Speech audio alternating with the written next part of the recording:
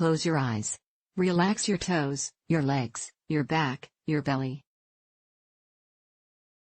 Relax your shoulders, your arms, your hands, your fingers. Take a deep breath, put a smile on your lips. This is your Shavasana. I am on my back, legs open, knees bent, my arms at my side, palms up. A spicy, dusty scent drifts from the aromatherapy diffuser. This scent matches the damp leaves and acorns patching the driveway beyond the studio door. But a simple trigger is enough to steal the moment from me. I feel like I'm giving birth, said another student. It wasn't that long ago that I'd given birth on what would be the most frightening day, and most difficult period of my life. I returned to yoga as one of many steps on the way to physical and mental recovery the following year.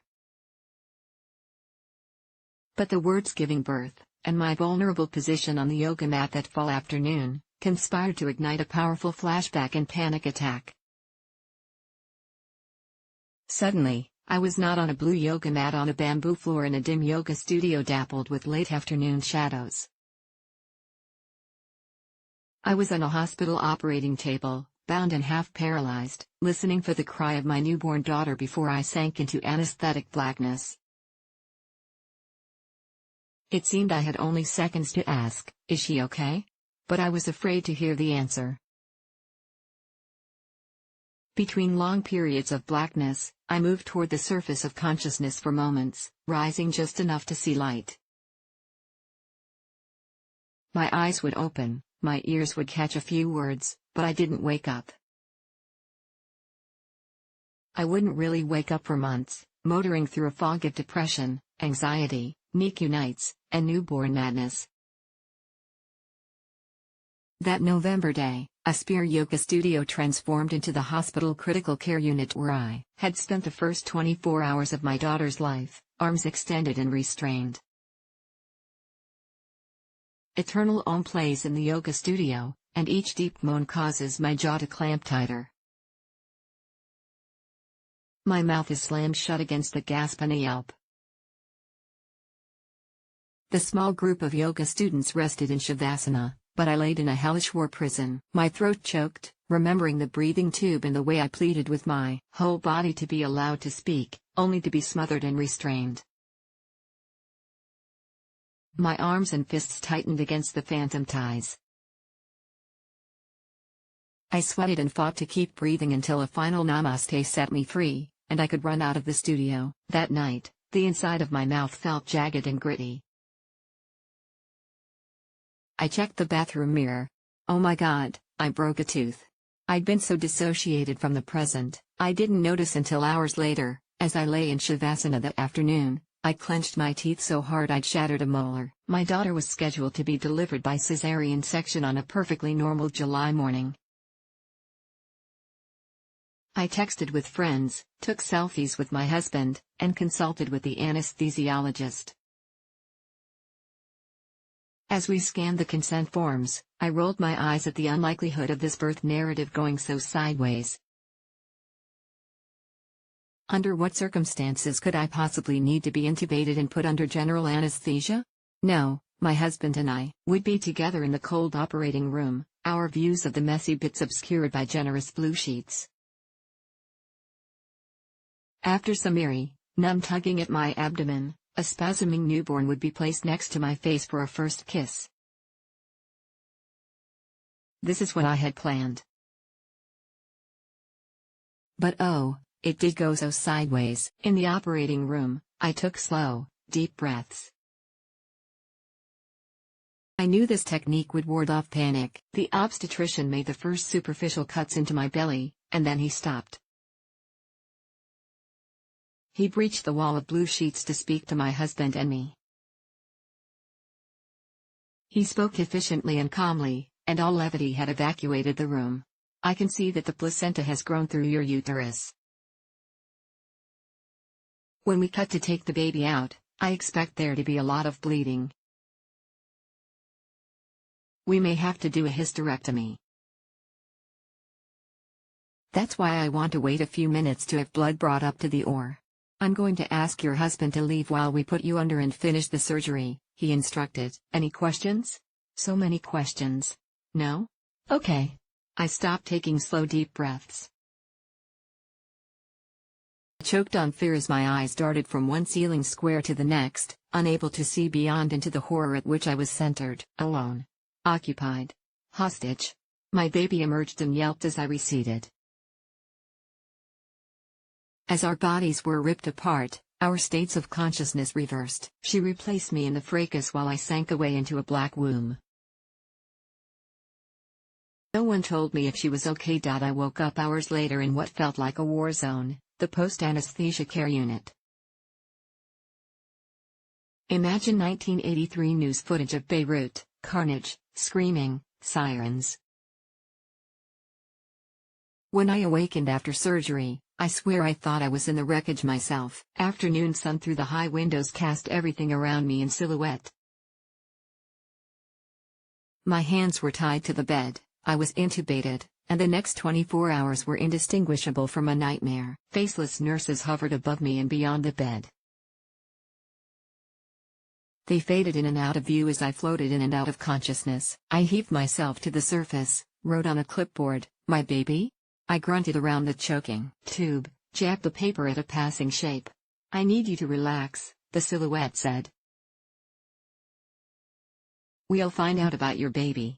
I dipped back under the surface. I fought to stay awake, to communicate, to retain information. Blood loss, transfusion, hysterectomy, nursery, baby. At about 2 a.m. More than half a day after she was pulled from me, I met my daughter face to face. Neonatal nurse had spirited her across the hospital to me.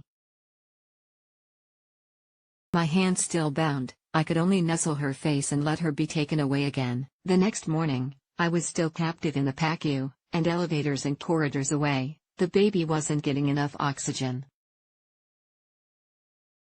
She had turned blue and been moved to the NICU. She remained in a box in the NICU while I went alone to the maternity ward. Twice a day, at least, my husband would visit the baby, visit me, visit her again, and report to me every new thing they thought was wrong with her. The worst thing was never knowing how long this could go on. No one would even estimate, 2 days or 2 months? I escaped downstairs to sit by her box, then back up to my room where I had a series of panic attacks for 3 days. She was still in the NICU when I went home.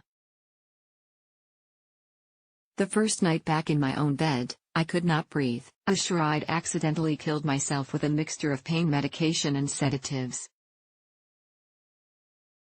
The next day in the NICU, I watched the baby struggle to eat without drowning herself. We were 1 block from the hospital when I broke down in the drive-thru lane of a fried chicken franchise. The drive-thru speaker clucked through my unmitigated sobbing, "Yo, yo, yo, want some chicken to go?" It was all too absurd to process. A few months later, my psychiatrist congratulated me on how well I was handling having a NICU baby. I had walled up the apocalyptic fear so well that even this mental health professional couldn't see me. That fall, my grandmother died, and no emotions stirred. Our cat died at Christmas, and I offered mechanical condolences to my husband. For more than a year, my emotions were only visible when triggered, by visits to the hospital, by a hospital scene on TV, by birth sequence at the movies, by a prone position at the yoga studio. When I saw images from a NICU, a fissure opened in my memory bank. I fell through the crack, back in time to my baby's first 2 weeks of life. When I saw medical paraphernalia, I was back at the hospital myself. Back in the NICU with baby Elizabeth, I could smell the clinking of metal tools, somehow. I could feel the stiff fabrics of protective gowns and newborn blankets. Everything clinked around the metal baby cart. The air abraded. I could hear the electronic beeps of monitors, the mechanical whirs of pumps, The desperate muse of tiny creatures. I craved yoga, a few hours every week when I was unsettled from the responsibility of doctor's visits, parental guilt, and the constant terror that my baby wasn't okay. I committed to weekly yoga even when I couldn't catch my breath, even when my husband had to talk me out of skipping it every time. I talked to my teacher about what I was going through, and sharing my vulnerability had the redemptive quality of a Catholic confession.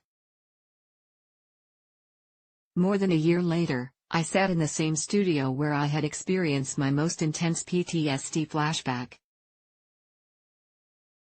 I reminded myself to unclench my teeth periodically.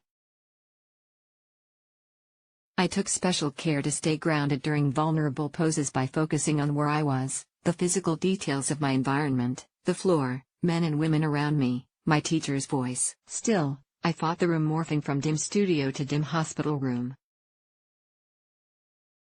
Still, I fought to release the tension in my muscles and to discern that tension from external restraints. At the end of class, we all stayed behind and arranged ourselves around the perimeter of the room. A special ritual was planned, to mark the end and beginning of a season. We sat for 20 minutes, repeating Om 108 times.